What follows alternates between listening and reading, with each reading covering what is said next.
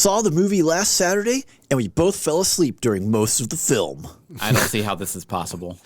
The dialogue between actors was so stilted as to be boring, which caused us to nod off more than once. The dude was ready for you with an excuse this morning. He was ready, yeah. A terrible end to what was a good set of sequels. It's definitely not the end. Not the end. Hate to break it to him, it's not the end. That is a 1-star review from IMDb.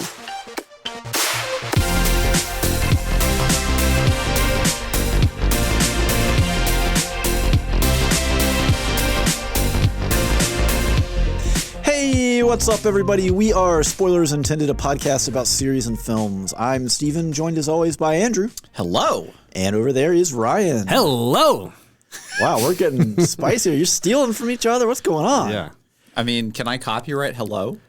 You can try. I can try. I'll go rogue. denied. Rogue hello on you. Get out of here. Get out of here. Well, on that note, we are talking about Mission Impossible Rogue Nation. This is the 5th installment in our Mission Rewatchable series. Yes, it is. Leading up to Mission Impossible Dead Reckoning Part 1.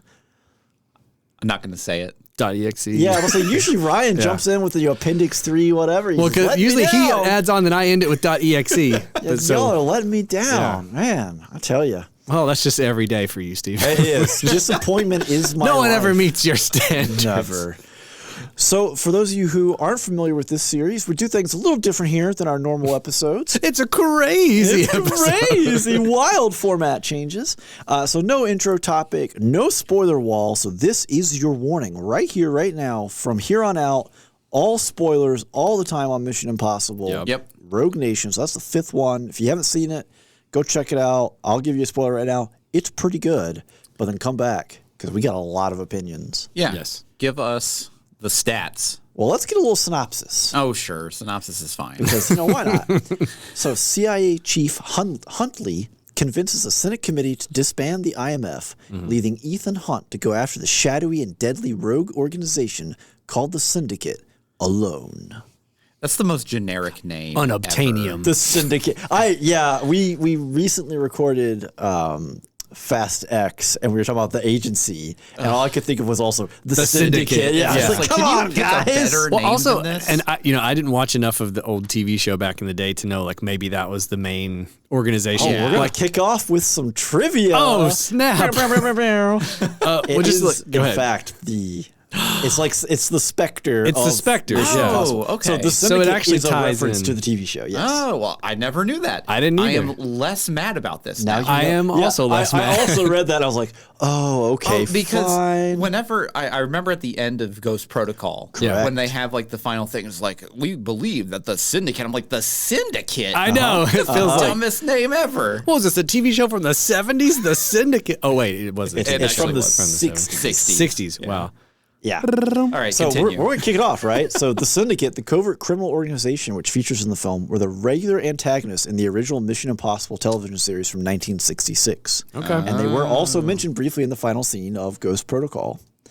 As the film series falls on from the TV version, theoretically, this is likely to be the same group, you would think, right? Yes. So yeah, that made me at least feel a little better about it too, because I was like, man, why are we like... Okay, yeah, so that actually changes a lot of my opinion about the film. Everything's different. Everything's different. Actually, no, it kind of is. Everything changed when the Fire Nation attacked. When the Syndicate Changed attacked. When we found out the Syndicate was actually a thing from the 60s original TV show. I was It doesn't roll there. off your tongue. I was there when Andrew realized that the Syndicate was actually a part. Oh, man. So we're going to kick it off. Little info here. So this is directed by Christopher McQuarrie. Yep. So you may know him from such hits as The Usual Suspects, or more recently, Edge of Tomorrow and Top Gun Maverick. Mm-hmm.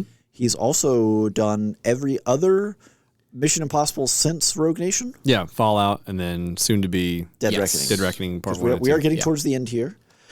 So initially, he was not the choice. They wanted Ghost Protocol's Brad Bird to return. I can see why. I It's a can good movie. absolutely can see too. why. So get this, Bird declined the offer in order to do 2015's Tomorrowland.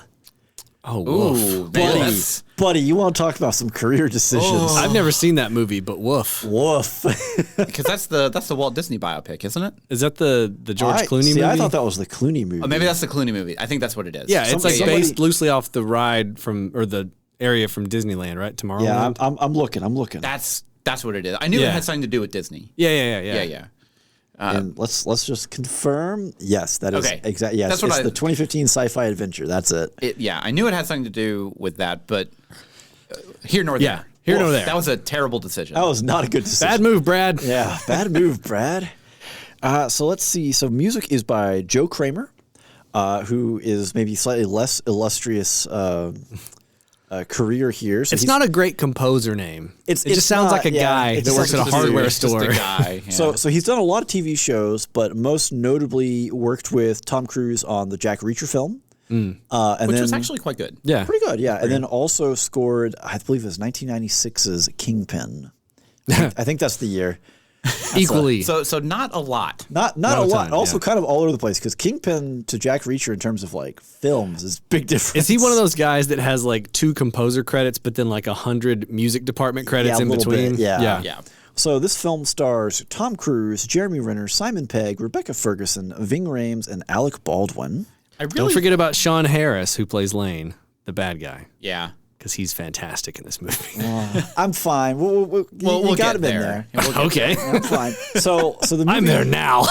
So the movie was made on a budget of 150 million. Okay, that's respectable. Yeah. Brought in a box office of 683 million worldwide. Seems like it made its money back. Honestly, all of these films have done a pretty good job of Yeah. bringing the cash back, making a little extra, guaranteeing we'll get another. They know who a bankable star is. Oh, yeah. And it's Tom Cruise.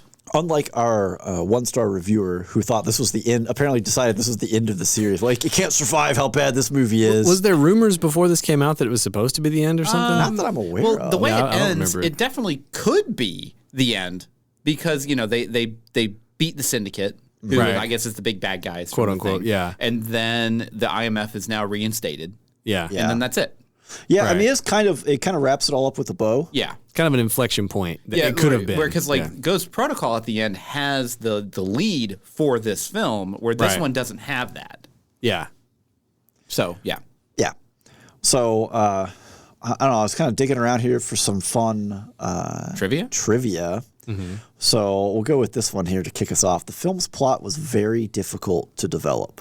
I could definitely see that. So the film did not have a script when it went into production. That's unfortunate. All they had was the major action sequences planned out. They probably Tom Cruise was like, I want to be on a plane. Yeah. They're like, what do you mean, like ride on one? No, I want to ride on it. No, You no, no, no, no. misheard me. No, I no, said no, I want no. to be on a plane. We're gonna get into the plane. When they filmed the underwater sequence, they did not know what he was actually stealing. Fantastic. They just gave him a Nice. card. I love And that. it was They're just like, I don't know, plug this in or don't. take it out, plug it in, or keep it. I don't know if you. Let's need get a to keep version it. where you take it out, a version when you plug it in.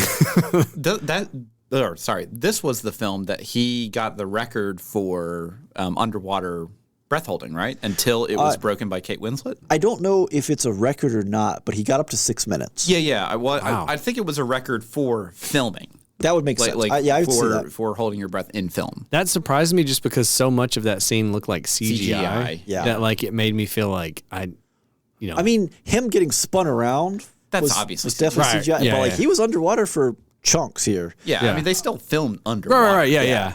It's surprising that this is the one that got him Yeah. the record for that. Yeah. Yeah, so production actually had to be halted in February 2015 so that McQuarrie and Cruise could rework the film story and the ending. Nice. So they were kind of a little bit of production hell here, a little rough. So they started shooting. They got the action scenes knocked They out. had a good and idea then what they wanted They to had to do. kind of back into the plot and stop. I definitely think that shows quite a bit with To this me, film. yeah. This is definitely like if we're going for from the modern Mission Impossible, so 3 till now. Yeah. I think this is probably the worst out of all of those. Yeah. And that's not saying that It's a bad film It's a bad necessarily, film. yeah. It's just the worst out of these sets. Yeah. I mean, I would say this one and 3 are like at least equal ground. equal ground. 3 loses to this one in like some of the action and the direction. It does. Because of the shaky cam but and then the color The shaking grading. cam, but see, I think But for then me, Philip Seymour Hoffman is so That's- much better. So it's like the story in 3, I think, is better than this. Yes. that's been my biggest problem coming off of 3, going into 4 and 5. Yeah. Has been that we haven't had a villain who's really, and we haven't really had a moment in the script where the villain and Ethan Hunt, square off, face off, and we get some monologuing back and forth, or that kind of like we don't really get good interaction. Yeah. It feels like between the two characters, the villain and I think Ethan. that's where this film really loses a lot of the interest for me. Was like, because there are some fantastic sequences that I genuinely love, Yeah. but it's kind of mired in this not the best story or best script because Yeah. it's so, I don't know how to describe it. It's a little bit convoluted. Yeah. But then it also has like some moments that like, I don't know, they're just kind of boring. Yeah. It's also very like cross, double cross, triple cross, double is. cross. It is Who are you? yeah. I don't know. Like, and again, in a spy intrigue kind of film, you need some of that. But there's gets kind of exhausting. A little too, there's almost a little too much of like, am I supposed to trust this person or not? Just tell me at this point. Give me a especially sign. the girl, I can't even remember her Ilsa. name. Ilsa Faust, played by But, like, Rebecca Ferguson. Every time I'm just like, am I supposed to like you? Am I supposed to not like you? I don't know. Right. Because like every other scene is completely different tone for her. They don't give you a reason to root for her not to be Yeah. a double crosser. You know what I mean? Where like a lot of these movies that have this kind of a tone where it's like, there's 2 secret agents, one of them may or may not be under deep cover. You have that like, oh, I hope she's not bad. Yeah, like, because they moment. never get that kind of interaction. Not really. It's like there's some like surface level flirting that happens between them and like an admiration for each other's Yeah. skills, but they never really develop it in Yeah.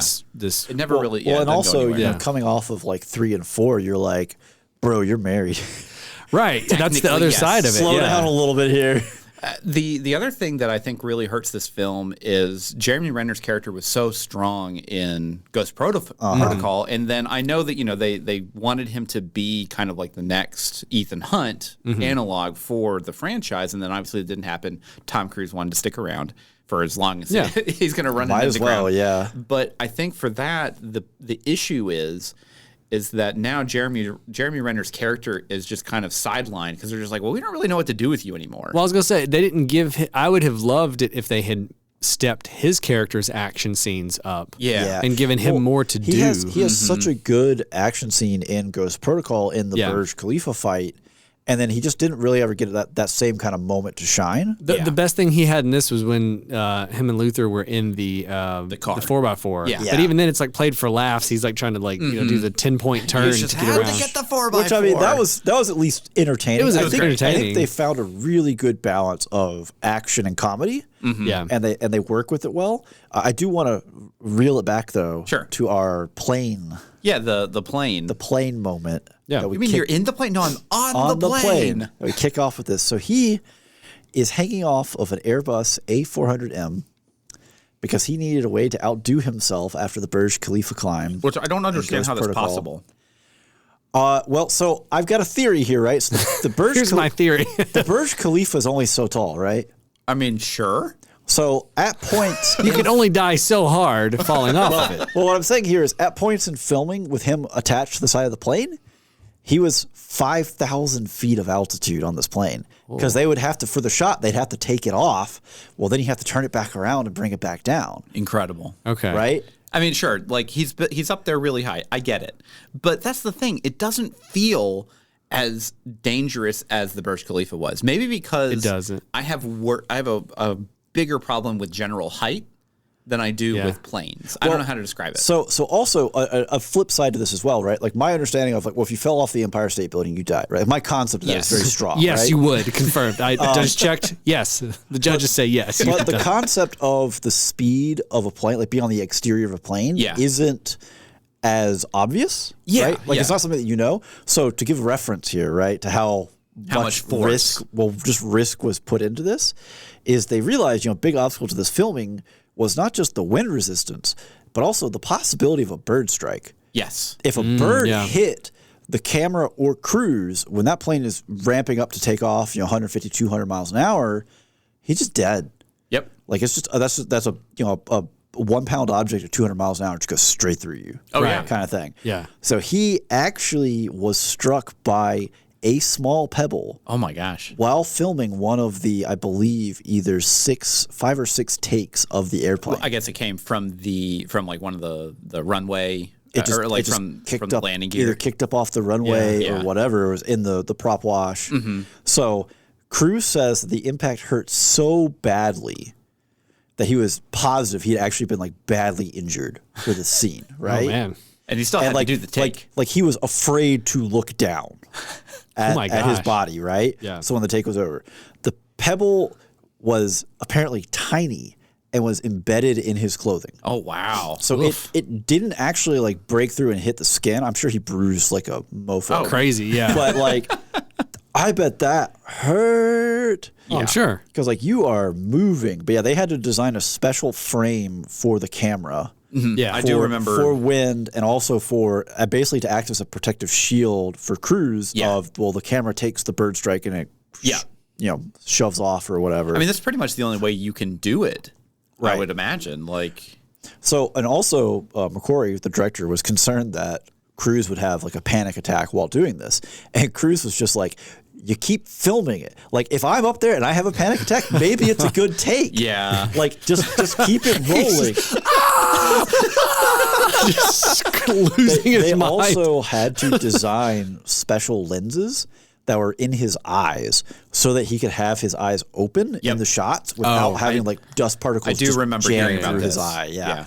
So just a total bonkers, crazy nuts decision all around to do this stunt. Which is funny too, because like, again, from the scene, it feels a lot less impressive. The impact is less impressive, which is very unfortunate. It's the placement of the stunt, right? It happens at the very start. Yeah, and there's no like tension or build up. Right, there's no other. Yeah. You don't have an idea what the stress is around this incident. Whereas with the Burj Khalifa stuff, you have like there's a timing window, plot stuff. Like it's not the cold open. Yeah, basically. Well, I mean, it is kind of a fun way to kick the movie off, though. Oh, sure.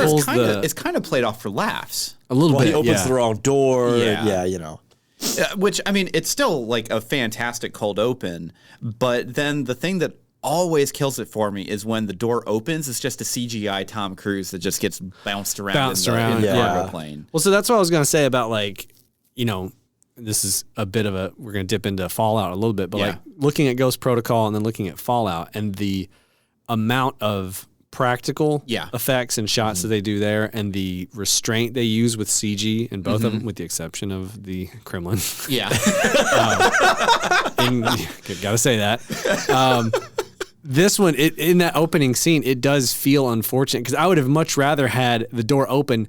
You see him get sucked in. They cut back to Jeremy Renner, and he's like, "Is he in? Is he in?" And you just see Tom Cruise leaning up against the side, going just it's completely wind blown up against the side. I'm in. That would have been fine. Instead, they show boing boing boing this CG Tom Cruise that. Well, and then you have the chase from when they're in Morocco. Is it Morocco? Casablanca.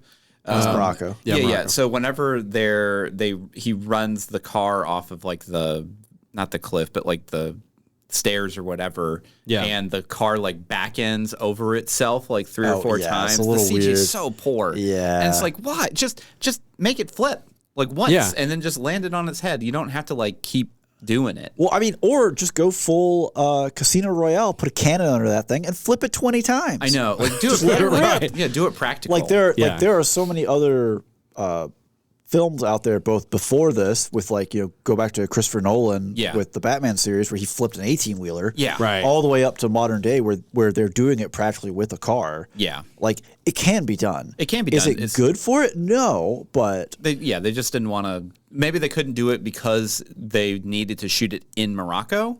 Yeah, it could have been like a restriction. And that's probably more of a likely candidate than this. They just didn't want to do it because I know Tom Cruise is so insistent on getting as much practical effects as possible. Well, and Christopher McQuarrie, as we'll see in Fallout, again, you see that like that commitment to the practical and it looking good is there. So it's not like I don't think they were phoning it in. Yeah, it was probably some kind of weird behind the scenes restriction that we're not aware of. Mm-hmm. So, Stephen, what other trivia do you have for us?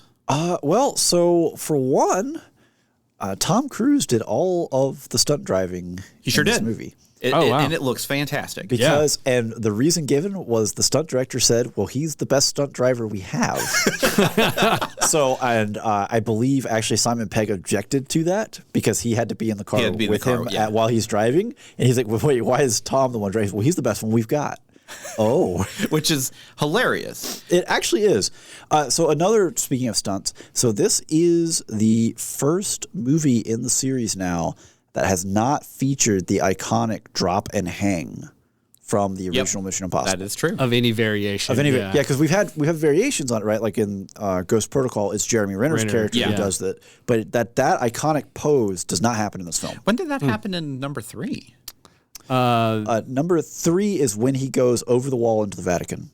Yes. Drops down there. Yep. Yeah. Mm-hmm. So another fun piece here, since I know that Ryan is a fan of our villain here. I think he does good. I like that actor, though. I think he's good. He does a good job. He's I just don't menacing. think he is a very compelling villain for something like whenever you're trying to compare it to, I'll say, like Henry Cavill from Fallout or definitely not Philip Seymour Hoffman. Yeah. Like for me, this movie reminds me a lot of like Spectre on the Craig Bond side of things. It's definitely way better than that. And I feel like it's that's my thing is like I'm conflicted on it because Spectre for me was like one of the low points of the Craig Bond series. It was one of the low points. And it has a similar vibe to this It of does. like, here's this mastermind behind this secret organization type thing. And I think I love Christoph Waltz. I think he's good, but what he was given in Spectre wasn't great. Wasn't enough. Yeah. This guy is creepy and like Boy, howdy. to me does a good job of being the creep, type of menacing behind the scenes weirdo that would be in charge of something like the Syndicate. Well, but the big problem for him, right? So we don't get him really face to face with Ethan Hunt. yeah. And when we do get him in kind of the menacing scenes where he's confronting Ilsa, we don't know if we're supposed to be supporting Ilsa or not. Yeah. They haven't made it clear. So I think that's where if they had the audience solidly behind her character at that point, I think those scenes would have bigger oomph. I do think the one scene with her and him that has the oomph is when it's after the opera thing and she's like, and if the you're going to dude's kill me, behind kill it. me. Yeah. And she hands him the gun and then he just shoots and it's like, oh, And the way that they do the shot composition for that is pretty fantastic. 'Cause You're just like, oh, what's happening? and then it's like then the guy behind her falls over. Like and that whole scene to me was good. is like a highlight of both her and him as far as like their acting in the movie. I also really liked the actual the opera scene. Yeah. Just from its conception. The dynamics of that idea of like, Well, also like the execution of it, where we have essentially 3 different shooters because she's not trusted. So there's a backstop for her because she's not trusted. And there's also someone there who's going to eliminate her if she fails on it. And then like that play, especially when you have Ethan and Benji, kind of in the field, but they don't have the support, right? Right. 'Cause the group IMF has been disbanded, which I will say. That feels done to death. Oh, it's at this so point. every time, Can we just not do that? Just have get them out somewhere in the field, have a communications failure, and they don't have the satellite support or whatever, and so they have to operate on their own. But like the whole the IMF's disbanded or disavowed. Like get over it, guys. Like we've seen this so many times now. Man. like every movie. Yeah. It's definitely the worst trope, I think, out of the franchise. Well, and I believe, according like the first movie, like that's kind of the idea is like if you take this, mission, you get caught, you're out. You're disavowed. Well, sure, you're done, disavowed. right? So that idea, I think they try to carry it over to a larger scale of like, we're going to get rid of the whole IMF, and like I think. To defend it a little bit, right? Because I agree, it's done to death. Like the whole IMF is out in the cold because whatever Ghost just Protocol, imagine, all the support staff and everyone that just gets hey, you're on furlough, man. I'm in accounting. Now we do see, like Benji, for instance, he's pulled in. He is Works for obviously doing his CIA, work now for the CIA, playing Halo on the sly. So we do see some of that where they get pulled over. Yeah, but I do like the way that they do it this time is a little different in that you have Alec Baldwin, who's CIA. He's fantastic. He's a different, like organization. He's doing that Alec Baldwin from like Glengarry Glen Ross, where he's just like giving it to him, and he's not letting you talk. And then and we have this panel of people, and when he starts laying out the evidence, it's like, man, they do kind of go. Well, it's also pretty kind of suck, don't they? It's also a good characterization in the sense that because you get some vibes from him where you're like, so is he the real big bad? Is he the mastermind? Is this like part of the plan? But it's not. It's just literally they're using his, intentions or motivations to play off to eliminate the IMF as a problem. And then he comes full circle on that and comes back around. Which is a phenomenal scene with the prime minister. Yeah, like that scene is great. So I love to me, my defense of the movie going that direction is that you get the setup scene with Alec Baldwin that's really good, and then you get the payoff scene with the prime minister and Alec Baldwin. They make that work very well. It is just a trope that's been like at this point but done you really, 4 or 5 times in the series. But yeah, that scene just does such a good job. One, his characterization. Yeah. Because, he's obviously, a hard dude that he had the reasons to get rid of the IMF, and then he sees the reason why they're there. Right, yeah. And so and why Ethan Hunt is just so a force of nature. That character arc is like great. Yeah, it's great to see, yeah. Well, I also like how in the prime minister confrontation scene, right? He's just like going off about like how Ethan Hunt's a force of destiny. You can't put him in the same room. And I was like, that's destiny. And I was like looking at it, and I was like, man, I hope Tom Cruise is wearing his mask. I hope that's what this is. He's just saying about himself. It's actually, Tom Cruise is just standing next to him as the... He's an amazing lover. He just keeps going on. He's got an 8-pack. People talk about 6-packs. He's got an 8-pack. And let me tell you what's hanging below. And everybody's like, hey, dial it back. And he's probably the smartest person I've ever met in my entire life. Yeah. But that actual sequence, I think, is really good. Yeah. And I think we have a lot of really good sequences like that. Also, this feels a little more dialed back. It feels a little more like traditional spycraft. It's more cerebral. Yeah, well, it's a little slower. The whole where Ilsa's on the park bench with her director trying to hand her the information. Yeah. And he's like kind of dancing around. Like you don't really know why, but then as it reveals, it feels like there's layers there, right? There is, Yeah. and I think it's definitely one of those where if they would have massaged the script a little bit more or had it for a longer time, it would have been a lot better and a little bit more tight. Yeah. I do really like a lot of the action set pieces in this. I like the scene where we first meet Ilsa, where he's tied up on the pole, and he's got to do that the ab crunch, jump off the pole, the roll up. Yeah. But then the way the two of them, he holds that one guy and she just knees him in the head really hard, and they set that up, and then she doesn't escape with him. And that action scene I thought was choreographed really well. That was really well done, and the chase in Morocco after they get out of the tank or whatever was quite good. Oh yeah, the water tank. The water. Oh yeah, I love that when he gets into the car and Benji's like, "Are you okay to drive?" And he's he's just so out of it. He goes to do the hood slide, just busts over it. Yeah. That was that whole sequence was really well done. So one thing talking about action sequences that they were lauded for in action sequences was Ilsa removing her high heels, or when they're up on top of the opera house. Shoes please. And shoes please. And so he takes the heels off for her and she hops down and So this came out right around the same time as Jurassic World with Bryce Dallas Howard running everywhere in high heels. Yeah. So what was funny is there was a push for them to put that sequence in the trailer.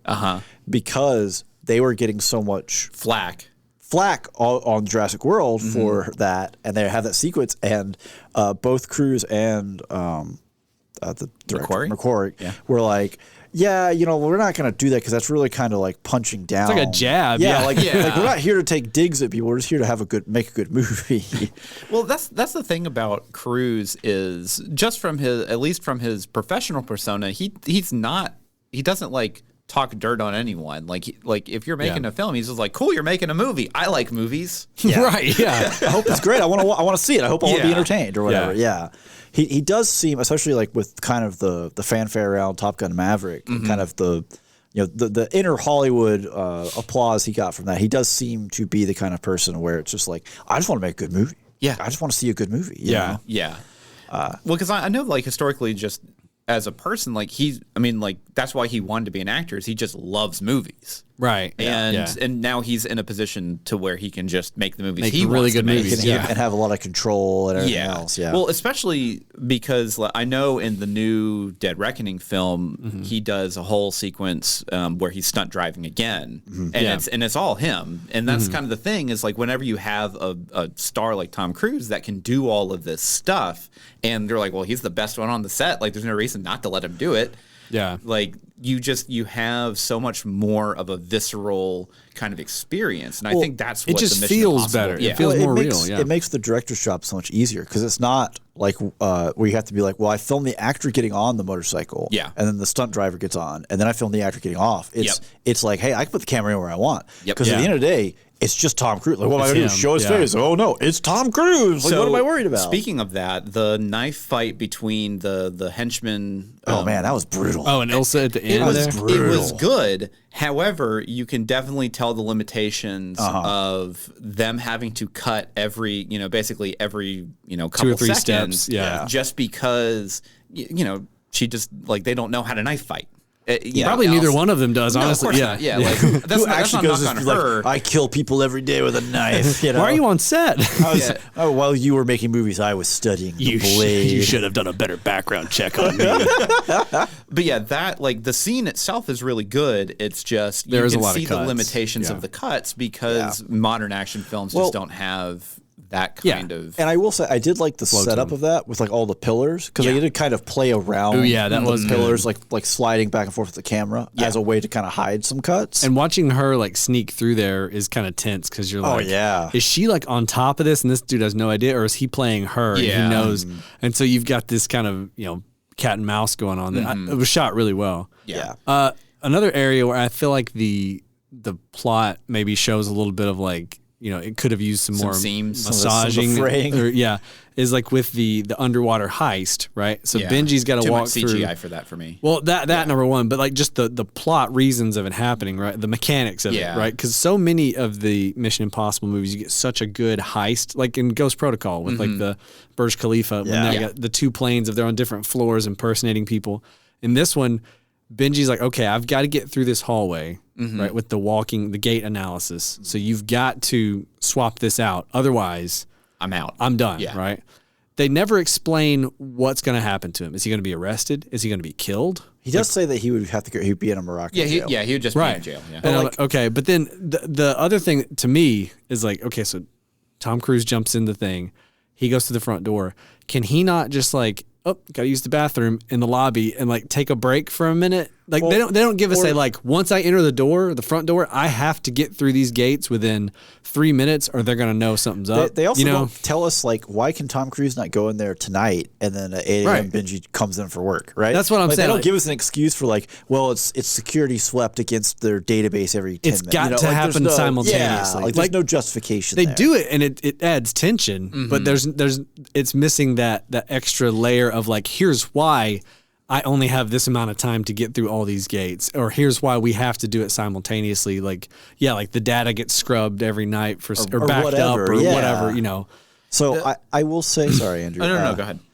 One thing I felt was kind of lacking in this is we don't really get, again, because IMF's been disbanded, yada, yada, yada, we're on our own. We don't really get the gadgets like we get in Ghost Protocol, right? Yeah. Because that has Even though they all break in Ghost Protocol. But it's still like the hallway. The hallway. They do exist. The hallway projector thing, is like really cool, well done. Like we get some really cool stuff there. We just don't get that here. And while it's maybe a little more visceral, I mean, we have a knife fight and all this other, I would like to see them, because I think they do a really good job of leaning on gadgets and playing with them, both either with the whole it breaks, or like it creates a different obstacle we didn't expect or whatever. And we just didn't have that element here. And I felt that was really lacking. Yeah. So the other thing that I think really throws off the pacing for me initially in the film is after you have the cold open and then he goes to like the record shop and he's listening to the thing. It's like, actually, we are the Syndicate. And I'm like, oh no, why are you doing it? Like, just like the dialogue is just not very good. And then it just seems like such a... It's very cheesy. It's very cheesy and it's very abrupt to like not what kind of you were expecting. It is, and I get like that's kind of the point. Subversion of expectations. Well, and I feel like in most movies of this type, what would have happened is he would have gotten a mission. Mm-hmm. You would have seen it happen normally. Yeah.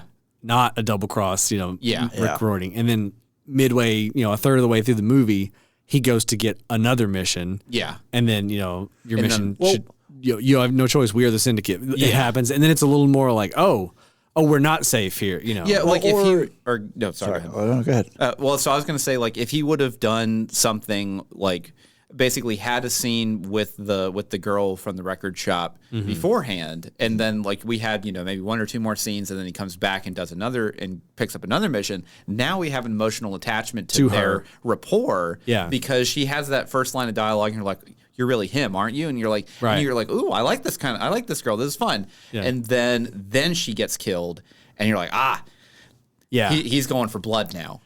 Or this is another motivator to Instead, it's like that scene happens, and then they make some kind of line later in the movie, like, I knew as soon as I killed the girl, you'd be whatever. And I was like, really? Because he didn't even know that girl's name. We don't even know that girl's name. We still don't know her name. So for me, I think, like, again, we get a lot of the whole, like, connecting the dots, right? Of like, oh, they caused, this crash here, and they bankrupted this company, and it's like the puzzle pieces are moving around, right?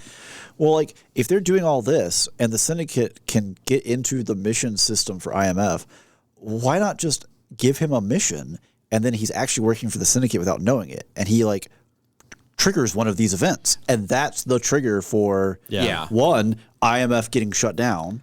Yeah, because they've been compromised, and like, well, now we don't know if Ethan Hunt's actually working for us or against us. Yeah, because as far as he knows, he's working. He was working for. He took a mission. Standard procedure. Like, if you had done that, then again we go back to the Alec Baldwin. Is he the big bad guy in this film or not? Yeah. Like, now it's back to that big play of who is actually on his side. I think that could have been a little more compelling. No, I agree. I think what we're basically doing is we're like writing a better movie because we have the hindsight that they obviously were like flying by the seat of their pants with a script. They had a couple of cool action sequences, and that was it. They're like, this is good enough to get us started. We have to work backwards to connect all this stuff. So the movie, the actual movie was not finished until 2 weeks before its release. Oh my. Right. That's like final film done. That's crazy, actually. Well, what's crazy is I just looked it up. Spectre and this both came out in the same year, both 2015. Ugh. So that's why it was only done 2 weeks before its release. Yeah. Because it was originally slated for a December release, and they pulled it up to like July to avoid Spectre and avoid Star Wars. Oh, that makes sense. So, because that was Force Awakens. Yeah.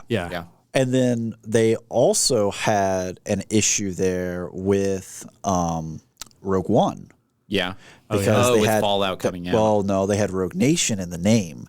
So Paramount and Disney/Lucasfilm came to an agreement that they would not promote Rogue One until after Rogue Nation released to prevent confusion.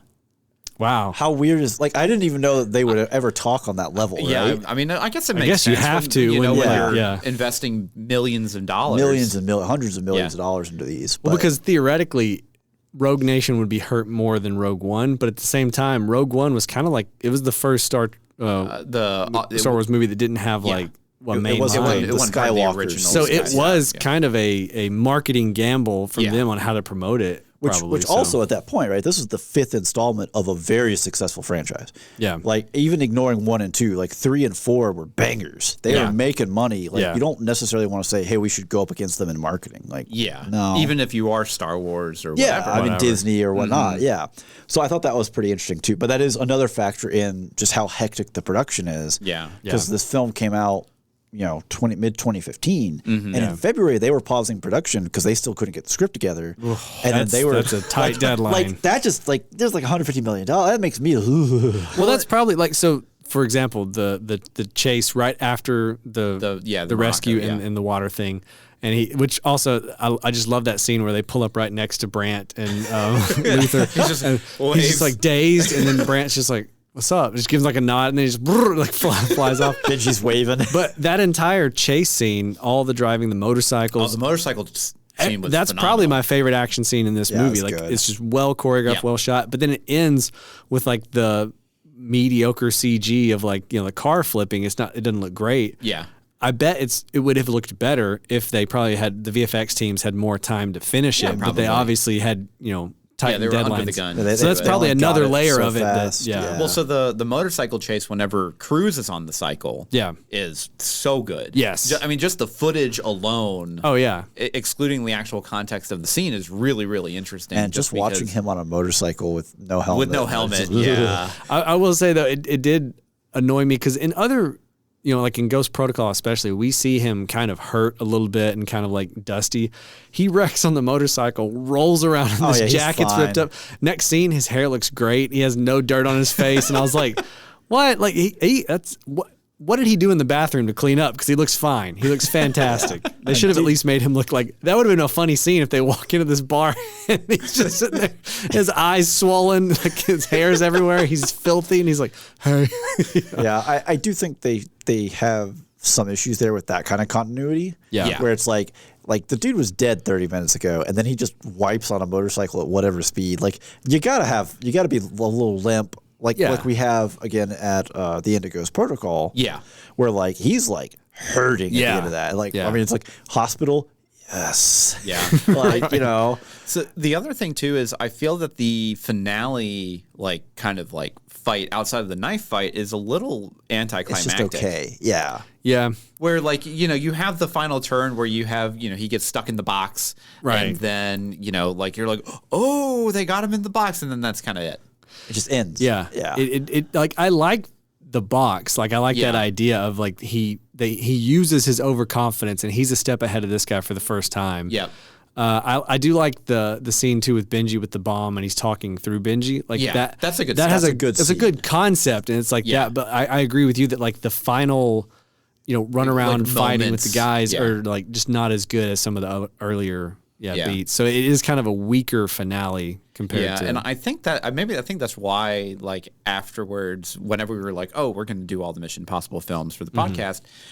I was like, I don't really remember what happens. Yeah, neither Rogue one Nation. of us remembered Rogue Nation. And I remember liking it, but I also remember loving Ghost Protocol and Fallout. Yeah. So it does feel like the middle child in that little group of three right there. It definitely has and again, it's not a bad movie. No. So to be clear, it is. Since we have compared it to Spectre, it is way better than Spectre. It's better than Spectre. Better than Spectre. I think it's just when you have Ghost Protocol and Fallout on each side of you, through a modern lens, it's hard to look back at it and see a ton of I don't know. It just feels after watching it, I was like, that was fine. Yeah, it was fine. good. It was fun. But at no point was I just like, this is right up there with Ghost Protocol and Fallout. Because I honestly was excited when I didn't remember much about it. Because I was like, ooh, it was like watching it for the first time. Yeah. As soon as things started going, I was like, oh, I'm remembering this now. So I think the other issue with this film is the music just doesn't do it.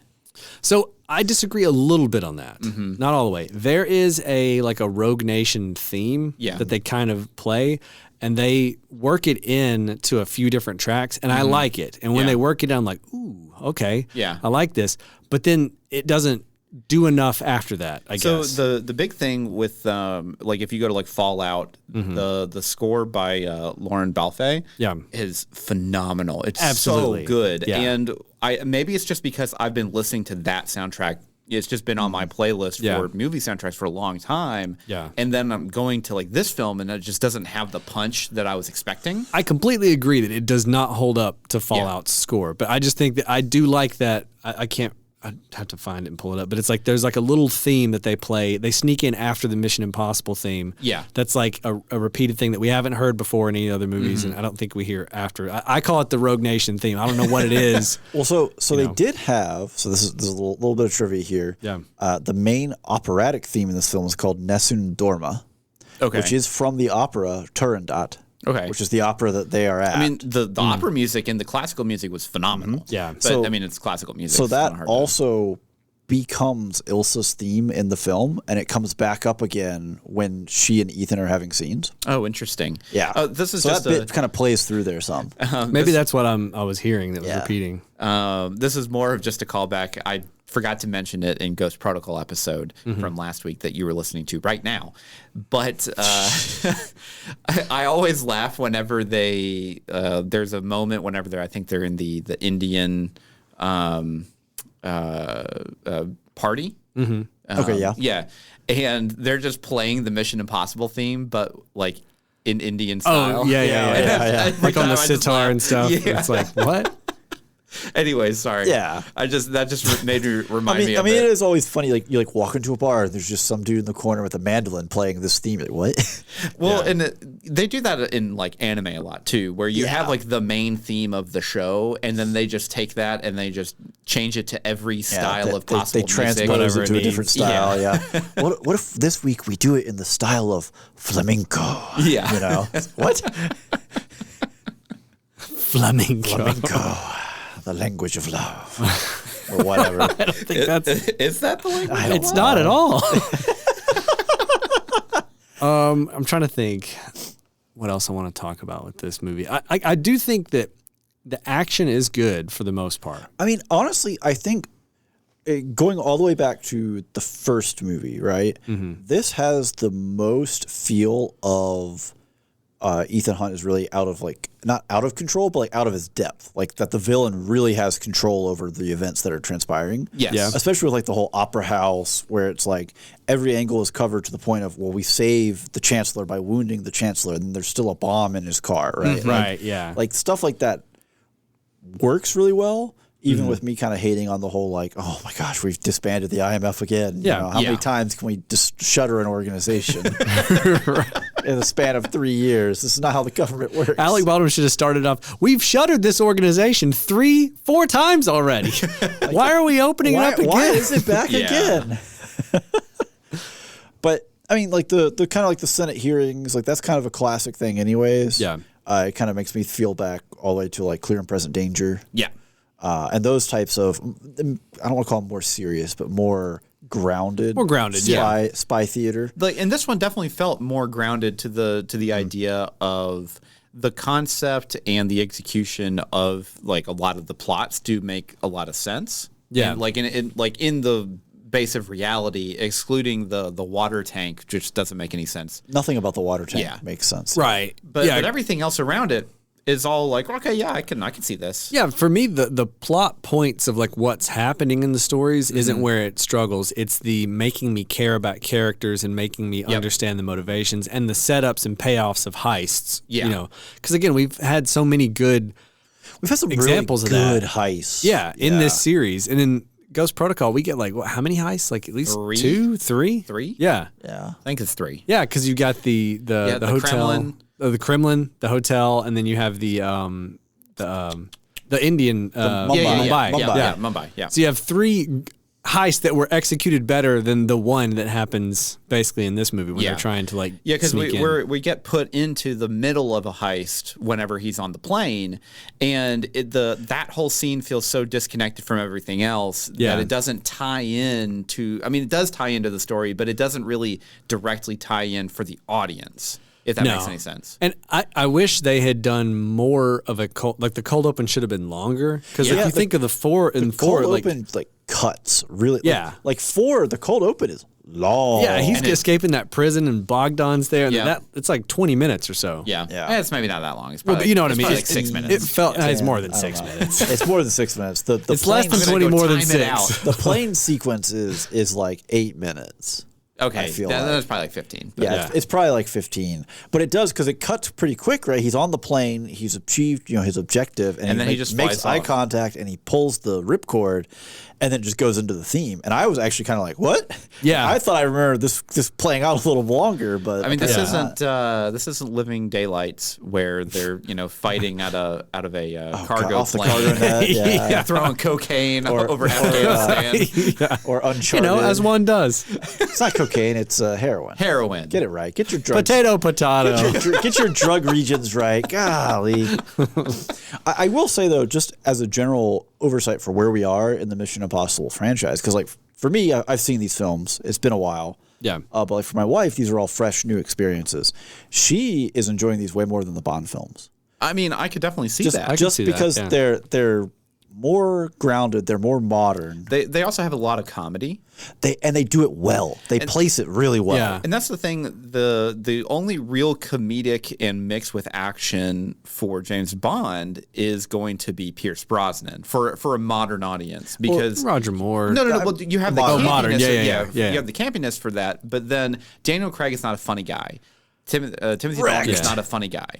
Take that, Yeah, guys. take that, Daniel Craig is a funny guy. He's is. just not funny as James Bond. I feel like the humor in the Craig Bonds is more like really wry jabs. yeah, Yeah. and sarcastic. Well, Yeah, they like- went very Bourne for that series, so Yeah. it's very darker, grittier. Where this you have such a good group, core group of people. Yeah. You have Luther, you have Benji, Benji. I was going to say Simon's still the same person. same person. And then you have the straight man as Ethan Hunt, who's just like he's the force of nature. Everyone else is just along for the ride. Force of destiny. Get it right. Destiny. Yeah. Well, and I think too, like the one thing that is a little bit frustrating is like with each of these Mission Impossible movies, we have a different crew, but some same members. So like It's never exactly. it's the never same. exactly the same. And so I agree with your wife's sentiment that like I think these are more solid spy thrillers than the Bond movies can be at a lot of times. I think these movies feel very Bond-like on some levels. Well, it's very where much so like, kind of like an American Bond. right, yeah, like an American Bond. But I feel like they're missing an opportunity compared to the Craig Bonds is like you have, M and Daniel Craig And going back and forth. Moneypenny and You have these characters that come back, and like with this one, Renner's back for this one. It was in the last one, but He's where not in Fallout, is he? he no. should be. No. Oh, is he? I don't think he is. So I mean, I'll look it up. I don't know because I can't remember offhand, but I do know that I saw he was under contract for one more movie as of Rogue Nation. Oh, really? So theoretically he should be in Fallout. He may not be though. But then like Paula Patton's character doesn't make a reappearance in so this one. Paula Patton and Maggie Q Yeah. were both lined up to be in this film, Oh, really? but Yeah. scheduling conflicts prevented it. So like the plan was there for those characters to be. Man, like what else are y'all working on that you don't want to be in the Mission Impossible mean, movie that's making Brad- billions of dollars? Brad Bird was like Tomorrowland's where it's at, boys. Like, Yeah, like- what? Let me have a sidebar with you guys. Who's your agent? Hey, Yeah, like, when Mission Impossible calls, According to answer the phone. according to Mission Impossible Fallout cast just on Google, Jeremy Renner is not in this film. Okay. Well, I didn't remember him. However, apparently Ewan McGregor is in it. Is So now I boy, have to look don't- out for I that, don't that remember cameo. that. Oh man. Okay. Well, something to look forward to where there. is he at in that movie? That's a great question. Don't know. So Actually, I've only seen it once in theaters. So I had at the time of recording this episode, I have not rewatched it for next week's the episode. next episode. Oh, Yeah. see, I watched it in theaters and then I bought it immediately and watched it at home.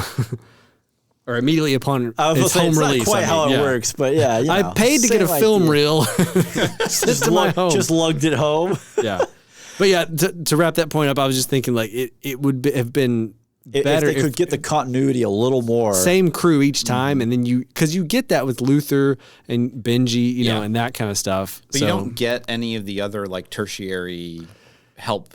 yeah, like, they're kind of like agents. and you have so much with them in Ghost Protocol. Yeah. That's like Yeah. fun to like, oh man, I like seeing these It'd be characters. good to and get see know them these back guys. as a core group. Yeah. Yeah. But obviously, again, It's the gotta sausage change. has to be Yeah. made behind the scenes. And Yeah, you don't yeah, always get, and they can't just spend time. For all we know, they justified it, and then that's on the cutting floor, right? Well, and it's not like uncommon, especially in these movies. They've already set up the precedent that you have different teams on different missions all the time. It's not like you work with the same four Yeah. folks every time. over and you know? over again. Yeah. Okay. Well, it kind of feels like we're winding down. I don't know if y'all have Yeah. any other points to put out there. No, I'm pretty sure we covered everything. I mean, Yeah. covered everything I wanted to say. Yeah. I think at the end of the day, it's a good movie. Yeah. It's not as good as what it's got, as the bookends on either side of it. But there's nothing wrong with it. Like No, it's still yeah. an entertaining film. No, and if it's you're got. if you're doing a Mission Impossible rewatch, don't skip this movie. Yeah. Oh, no, not at all. Like, yeah, Don't skip any. They're all No, worth they're all- watching at this yeah. up to this point. yeah. But we, on that note, need to chill. Sure. Okay. So What you can do right now is you can go to our Your Patreon. mission, should you choose to accept it. Wow. It's right there, Andrew. It's right there. Coaching you through it here. He tried to throw me the ball, and I looked at it and I said, I don't know how to lay this up. It just rolled past your feet, and you went. Anyways, Look, I was good at defense at basketball. I was never good at shooting. they wouldn't let me on the court because I was too good. Your mission, should you choose to accept it, see, there I did it. You can go to patreon.com/spoilersintended-podcast right now and subscribe for $1. And what does $1 give you? It gives you access to all of our bonus content, including episodes that are guaranteed once a month that you can go and listen to at your own free will whenever you want. Yeah. And we have lots of fun ones. I like the one where we do comfort food movies. So basically, a movie that you can watch any day, anytime. Just if it's on, you're gonna watch it. That was fun going around. Agreed. Listening to everybody talk about that. We've got a nice reel. If you're interested in getting started watching anime, we've got a lot of good suggestions in that one, as well as an intro to a specific part of anime, Gundam. Yep. If you're trying to get into any of those, we've got some good recommendations out there. Yep. And on top of just bonus episodes, we also have audio commentaries that you can go and listen to, or basically watch along with us, Mystery Science Theater 3000 style. Yeah. And you basically sync up your podcast on your phone with the movie you're watching on TV, play them at the same time. We've got like a sync point, and then you can listen to us have, riff on conversation. Riff on what's out there. So now, for free, you can go and you can go see if this is something that you would be interested in by listening to the Phantom Menace commentary that we have. That is out on the main feed. It is completely for everyone to listen to. Yeah. But if the $1 is too big a mission for you to accept, we are not the Syndicate. We still have a mission for you that is valid. Yet. You have to say that legally. Yet. You can leave us, if you want to support the show, you can leave us a review. Follow us on socials, share us with a friend, share our posts. We'd love to hear from you in our Discord. We'd love to see, some more 5-star reviews out there on whatever podcast provider you listen on. Yeah. Or just share it with, any follow us on Spotify, leave us a review on Apple Podcasts, please. That's the one that really drives a lot of it's crazy how much. But we does. would love for you to just share it with a friend. Yeah. Or your cat. I don't just know. Tell Your somebody parents. you know that you think might like this show about our show. Yep. Alrighty. Well, on that note, that does sound like all the time we have for this episode. Until next time, I'm Steven. I'm Andrew. I'm Ryan. And every spoiler was intended.